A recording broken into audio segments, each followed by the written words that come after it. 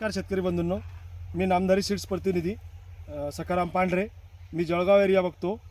आज आपण बहाळ या गावामध्ये आलो आहे दादांच्या प्लॉटवरती. त्यांनी त्यांच्या शेतामध्ये नामधारी सीडची काकडी लागवड केलेली आहे, KVK9.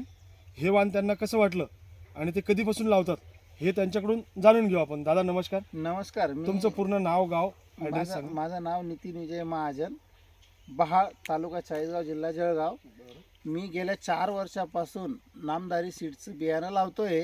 पण 4 वर्षापासून जे त्यांनी ते हे केलं त्याच्यानुसार ह्या वर्षी जे बियाणं लावलं त्या वर्षामध्ये मला काही ना काही प्रकारामध्ये चेंजेस वाटत आहे. जे मार्केटमध्ये आपल्याला पोझिशन पाहिजे त्या पोझिशनमध्ये, समजा उदाहरणार्थ तुम्हाला आपल्याला हे जे लागत असेल ना, ही जी धार, या धारेवर याच्यावर आपण जे काम करतो या कामानुसार किंवा आपलं जे मार्केटमध्ये मागणी आहे त्या मागणीनुसार आपल्याला ही व्हरायटी चांगली आहे. त्या पद्धतीने आपण कधीही लागवड करू शकतात आणि साहेबांची भेट घेऊन आपण चर्चा करू शकता या विषयावर. ओके. इतर शेतकऱ्यांनी लागवड करायला पाहिजे नितीन भाऊ काकडे? 100% लागवड केली पाहिजे त्यांनी. आणि माझा सल्ला आहे त्यांनी कधीही एकदा अनुभव म्हणून लागवड घेतली पाहिजे. ओके.